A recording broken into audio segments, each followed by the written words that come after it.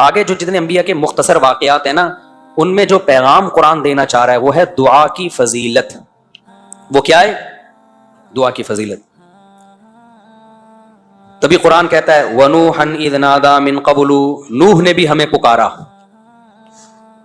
نوح علیہ السلام 950 سال دعوت دے رہے ہیں اور قوم کے ایمان کی کوئی امید نہیں ہے اور دھمکیوں پہ دھمکیاں. تو ناکامی کے نقشوں میں نوح علیہ السلام نے اپنے رب کو پکارا. قرآن کہتا ہے فَاسْتَجَبْنَا لَهُ، ہم نے نوح کی پکار کو قبول کیا. آج بہت سے لوگ کہتے ہیں ہم دعائیں مانگتے ہیں قبول نہیں ہوتی. بھائی قبول ہوتی ہے اس ٹائم پہ جس ٹائم پہ اللہ چاہے گا. یہ چھوڑ دو کہ قبول ہو رہی ہے کہ نہیں ہو رہی. کتنے لوگ کہتے ہیں فلسطین کے لیے کب سے دعائیں مانگی جا رہی ہیں، حرم میں بھی مانگی جا رہی ہیں دعائیں. ایک تو ہمارے یہاں پروپیگنڈا بہت ہے. بہت سے لوگ کہہ رہے ہیں فلسطین کے لیے حرم میں دعا نہیں مانگی جا رہی، بک گئے ائمہ حرم. میں جب ابھی عمرہ کرنے گیا تو پہلی تراویح میں ہی فلسطین کے لیے دعا مانگی ہے انہوں نے. سوشل میڈیا بہت بڑا عذاب ہے، میں آپ کو بتاؤں. اتنی دجال کے آنے کی ہمیں بالکل ضرورت ہے ہی نہیں. جو لمبا پھینکتے رہو نا، بس پھینکتے رہو. میں نے تو یہ فیصلہ کیا ہے جب تک کوئی چیز اپنی آنکھوں سے نہ دیکھ لو نا تبصرہ ہی نہیں کرو. جو اٹھا کے فیس بک پہ جس کا جو ٹھڑک نکالنی ہوتی ہے نکال کے.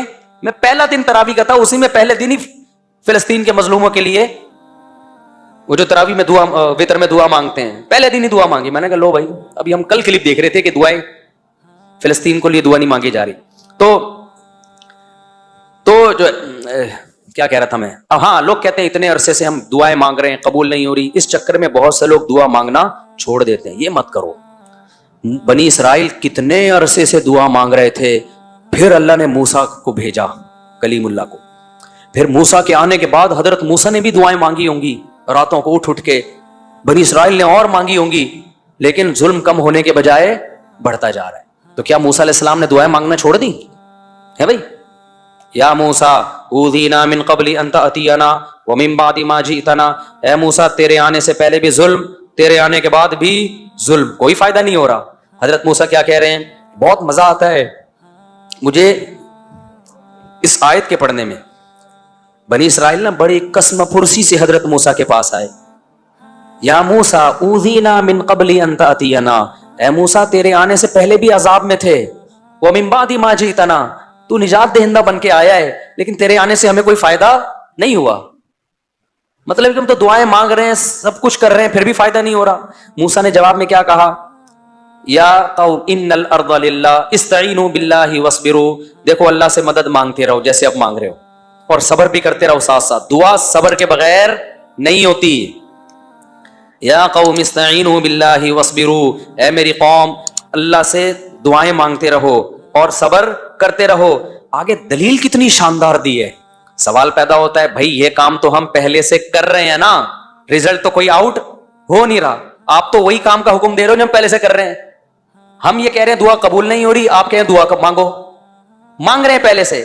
اس اشکال کا موسیٰ نے جو جواب دیا علیہ السلام نے، ان الارض للہ یورثها من یشاء من عبادی، اے میری قوم زمین فرعون کی نہیں ہے، یہ گریوی میں فرعون کو ملی ہوئی ہے. زمین کا بادشاہ کون ہے؟ اللہ ہے. تو جب اللہ ہے وہ جب چاہے گا سیکنڈوں میں چھین لے گا اس سے.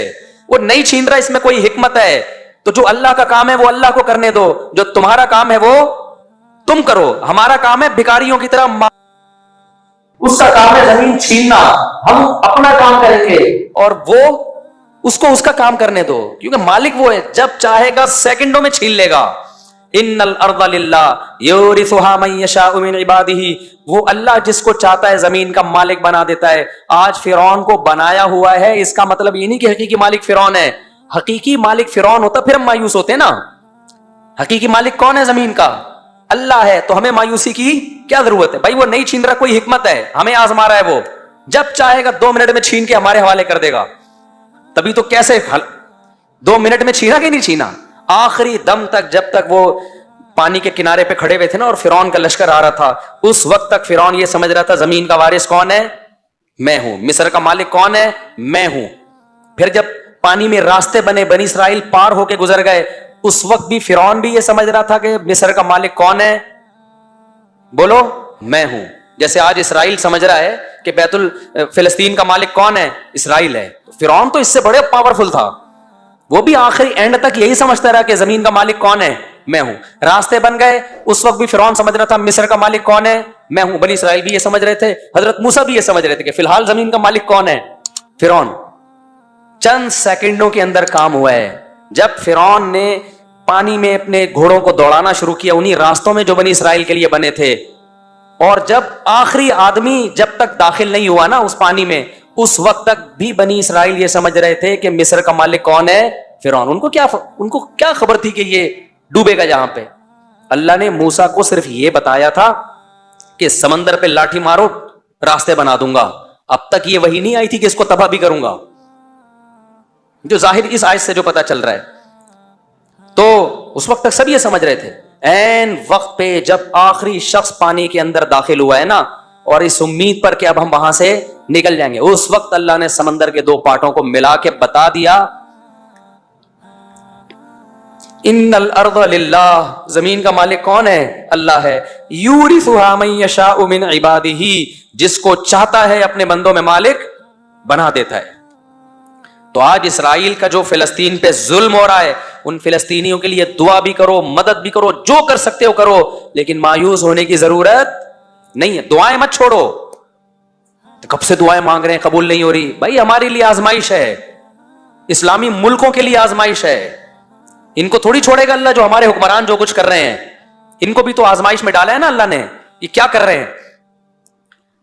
لیکن اس کا یہ مطلب نہیں ہے کہ بھائی فلسطین کی سرزمین کا یہودی مالک ہو گیا. اصل مالک کون ہے؟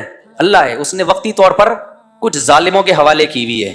تو ہم اپنا کام نہیں چھوڑیں گے, اور جب اللہ نے اپنا کام کرنا ہوگا اس کو صدیاں اور سال نہیں چاہیے, وہ سیکنڈوں کے اندر نقشے کو تبدیل کر دے گا. آج بہت بڑا مسئلہ پتہ ہے کیا ہے دینداروں میں؟ وہ دعا سے بہت غافل ہیں, اور بلکہ دعاؤں کا مذاق اڑانا شروع کر دیا ہے. ابے یہ مولوی دعاؤں میں لگے رہتے ہیں, ابے یہ دعاؤں سے کیا ہوتا ہے, مولویوں نے لوگوں کو دعاؤں میں لگا دیا, نمازوں میں لگا دیا. اور جو ایسی باتیں کر رہے ہوتے ہیں وہ دعائیں بھی نہیں کر رہے ہوتے, یا تو کوئی بڑا تیر مار رہے ہو نا, کوئی تبدیلی کے لیے ایک نیا پیکج لے کر آئے ہوئے, وہ بھی نہیں کر رہے ہوتے, کچھ بھی نہیں کر رہے ہوتے. ایک دعائی تو رہ گئی ہے. دعاؤں سے کبھی غافل. میں نہیں کہتا کہ صرف دعا سے سب کچھ ہوتا ہے, اسباب بھی اختیار کرنے پڑیں گے, لیکن آج کسی حد تک اسباب ٹوٹے پھوٹے لنگڑے لولے اختیار ہوتے ہیں. دعاؤں سے کیا ہو رہے ہیں لوگ؟ غافل ہیں. تو دعا مانگنے کی عادت ڈالو. اور نبی صلی اللہ علیہ وسلم نے فرمایا کہ انسان کی دعا اس وقت قبول ہوتی ہے, صحیح حدیث ہے, کہ جب تک اس کے دل میں یہ خیال نہ آئے کہ میری دعا قبول نہیں ہو رہی. جب یہ خیال آتا ہے نا یار مانگ رہا ہوں قبول نہیں ہو رہی, پھر قبول نہیں ہوتی. تو اس لیے یہ جو آیتیں میں جلدی سے بس 2-3 آیتیں پڑھ کے بیان کو ختم کرتا ہوں. ان کا خلاصہ یہی ہے کہ نوح علیہ السلام ناکامی کے اسباب میں اللہ کہتے ہیں جب قسم پرسی میں ہمیں پکارا, فاستجبنا لہ, ہم نے نوح کی دعا کو قبول کیا. کب قبول کیا؟ 950 سال کے بعد. کتنے سالوں کے بعد, لیکن کیا نا اللہ نے. یعقوب علیہ السلام ساری زندگی دعا مانگتے رہے, قبول بڑھاپے میں کیا. اگر نہ مانگتے تو کچھ بھی نہیں ہوتا. تو اور اللہ اگر ایسے دعائیں قبول کرنا شروع کر دے, ادھر مانگی ٹھک کر کے, وہ تو پی کے فلم ہو جائے گی. وہ شارٹ کلپ کسی نے بھیجا تھا, میں فلمیں نہیں دیکھتا, یہ ذہن میں جو لوگوں نے لکھا ہوا ہے اس نے چپ کے پوری فلم دیکھی ہے. نہیں دیکھی, اللہ کی قسم نہیں دیکھی. ہاں یہ ضرور ہے کہ اس کے کچھ شارٹ کلپ تھے, وہ بھی دوستوں کے ساتھ دیکھے ہیں, وہ بھی وہ والے کلپ جو بہت ہی خاندانی قسم کے کلپ تھے. تو اگر ایسے قبول ہوتی نا, سموسہ مانگ رہا ہے ٹھک کر کے سموسہ رکھ کے چلا گیا, تبھی تو اس نے کہا کہ اگلا ورژن چاہیے. بیٹروا ختم ہو گیا, کیا کہہ رہا تھا وہ بیٹروا. اگر اس طرح سے دعائیں قبول ہوتی ہے, اللہ میری فلاں جگہ شادی کرا دے, ٹھک کر کے ہو گئی, تو پھر تو ایمان بالغیب رہتا. ایمان بالغیب تو ایمان بالغیب تھوڑی رہتا. پھر تو بھائی جو مانگو ٹھک کر کے مل رہا ہے. پھر تو کافر بھی کہتے ہیں یار دعائیں مانگو بس. تو اللہ نے غیب میں رکھا ہے, تبھی دعائیں وہ لوگ مانگتے ہیں جن کا ایمان بالغیب ہوتا ہے. وہ بہت جاندار دعائیں مانگتے ہیں. جن کا ایمان بالغیب نہیں ہے ان کا ہر عبادت میں دل لگتا ہے, دعا میں ان کا دل نہیں لگتا. ان کو لگتا ہے یار یہ ایسے ہی بس جا رہا ہے, وہ نماز پڑھ لے گا, قرآن پڑھ لے گا, دعا نہیں مانگے گا وہ. تو اللہ تعالیٰ فرماتے ہیں فاستجبنا لہ, ہم نے ان کی دعا کو قبول کیا. ونصرناہ من القوم الذین کذبوا بآیاتنا, اور جو لوگ ہماری آیات کا انکار کرتے تھے ہم نے نوح کی ان پر مدد کی. نوح علیہ السلام کمزور تھے, ہم نے ان کی مدد کی. آگے اللہ نے سلیمان اور داؤد علیہ السلام کا تذکرہ کیا کہ ہم نے کیسے کیسے ان کو نواز